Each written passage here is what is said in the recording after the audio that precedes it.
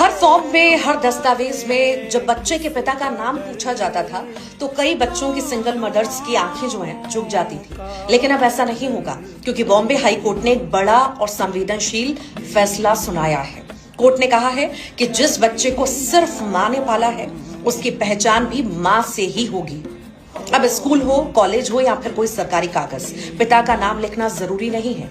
ये लड़ाई एक 12 साल की बच्ची ने लड़ी है जो अपनी मां का सरनेम चाहती थी, और कोर्ट ने कहा यह उसका हक है, कोई एहसान नहीं है। सिर्फ पिता के नाम से पहचान तय करना एक पुरानी सोच है जिसे बदलने का वक्त आ गया है। कोर्ट ने कहा कि जिस बच्चे की पूरी जिम्मेदारी मां ने उठाई है, उसे पिता का सरनेम या जाति रखने के लिए मजबूर नहीं किया जा सकता। डेवलप समाज ये तय नहीं कर सकता कि बच्चे की पहचान उस पिता से जुड़े जो उसकी जिंदगी में मौजूद ही नहीं है। अब सिंगल मदर ही बच्चे की पूरी लीगल